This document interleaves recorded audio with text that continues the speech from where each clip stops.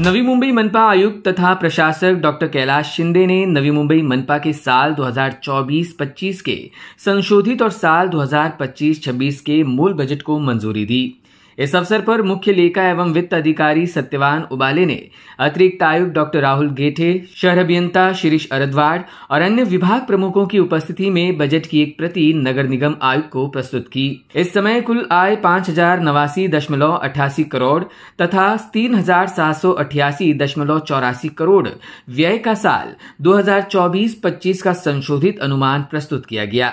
इसके अलावा 1301.4 करोड़ प्रारंभिक शेष के साथ 5709.95 करोड़ आय और 5684.95 करोड़ व्यय तथा 25 करोड़ शेष के नवी मुंबई महानगर पालिका के साल 2025-26 का मूल बजट अनुमान भी मंजूर किया गया।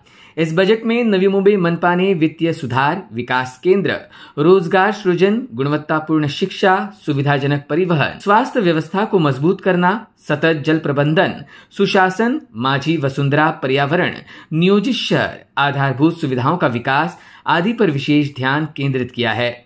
इसी पर आयुक्त डॉक्टर कैलाश शिंदे ने बजट के संबंध में विस्तृत जानकारी दी। लक्षात घेतलं पाहिजे की कुठलंही शहर एका दिवसात तयार होत नाही, ती त्याची एक प्रक्रिया आहे। फेज वाईज कुठलीही गोष्ट होत असते।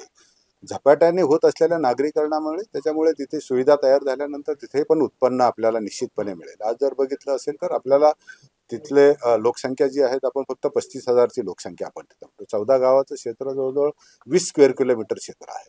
त्यामुळे आज तिथे लोकच जी काही व्यापार आहे तोच नसल्यामुळे मग उत्पन्न कसं येणार? कारण एक तर प्रॉपर्टी असल्या पाहिजे।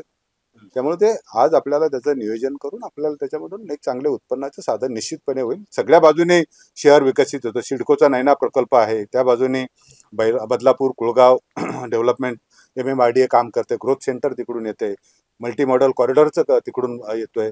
आपल्याला जर माहिती असेल तर ऐरोली कटाई नाक्याचा जो रस्ता आहे तो तिकडून येतो। ह्याला नेटवर्क एकदा आलं आणि मल्टी मॉडल कॉरिडॉर झाला, एअरपोर्ट झालं की ऑटोमॅटिक तिथे डेव्हलपमेंट होतील आणि उत्पन्न वाढेल। तुम्ही सर्वेक्षण केलेलं आहे किती संख्या वाढलेली आहे घरांची आणि याचं इम्प्लिमेंट कधी होईल? कारण सर नुसतंच सर्वेक्षण केलं जातं, अनन्य बांधव वाढले जात आहेत, त्याच्यावरती पण काही प्रॉपर्टी टॅक्स आकारला जाऊ शकतो। कारण इलिगल बांधकाम भरपूर आहेत।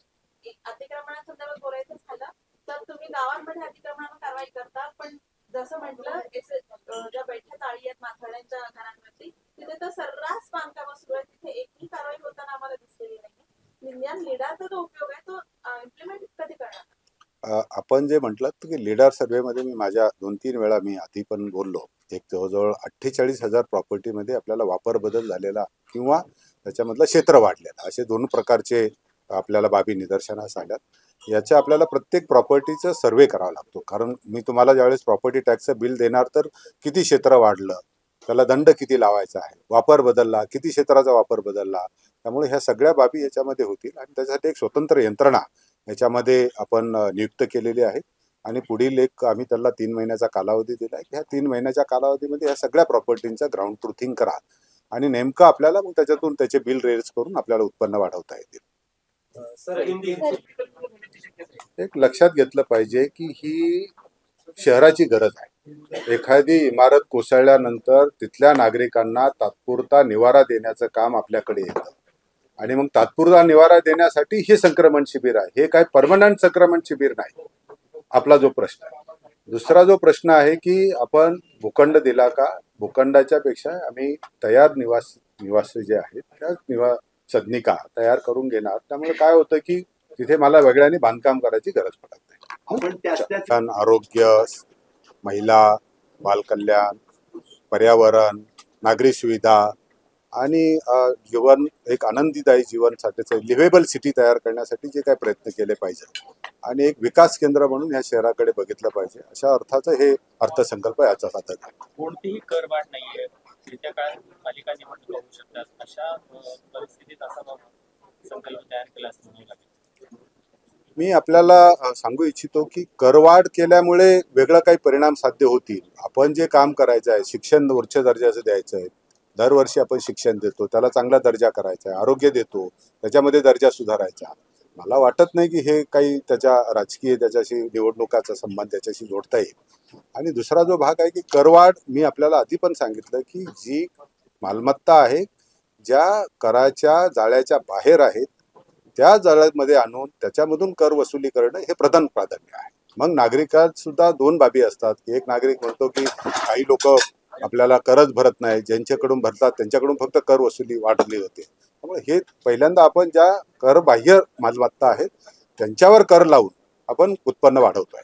आंतरराष्ट्रीय विमानतळ येते एकूणच मार्ग पाहतात पालिकेला कशा प्रकारचे फायदे होऊ शकतात इंटरनॅशनल लेवल आपल्याला जर बघितलं असेल तर मालमत्तांचे भाव जशा पद्धतीने बदलत चालले आहेत. सिडकोची ज्यावेळेस मालमत्ता वितरित होतात किंवा ज्यावेळेस त्याचे ऑक्शन होतात तर आपल्याला नजीकच्या काळामध्ये जवळजवळ पाम बीचला 5 लाखाच्या वर हा स्क्वेअर मीटरचा दर गेला, जो 2 वर्षापूर्वी 2.5 लाख 3 लाख होता.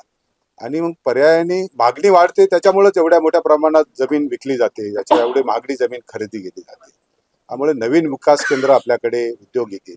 आपल्याला ज्ञात आहेत की आपल्याकडे 5 स्टार हॉटेल नव्हते. आज जर बघितलं असेल तर विवांता आले, मॅरियटचे 3 सेंटर आपल्याकडे आले आणि नवीनही अजून 2-3 हॉटेल ह्या MIDC क्षेत्रामध्ये येऊ घालतात. त्यामुळे नवीन रोजगाराच्या संधी हे विमानतळ आल्यामुळेच शक्य आहे. कारण आतापर्यंत त्याला मागणी नव्हती, आता नव्याने मागणी होऊ घातली आणि त्यामुळे शहराला त्याचा निश्चितपणे फायदा होणार आहे. Sir, is there any practical steps for animal welfare? Because you have See, I have specifically taken 2 points into the my budget speech. One is about to starting a separate hospital at the Sanpada, animal hospital. And secondly, I have already mentioned ki to have a last rites of these pet when they dead animal. So we are coming with their crematorium also, the separate crematorium. And already the ABC program is already been in place. So that is will be strengthened. but in Juinagar there was one hospital, I think 4 years or 5 years back, one hospital was been started. It has not been started yet. See, that All the budget, the mention of that hospital was been there. see what you say is correct.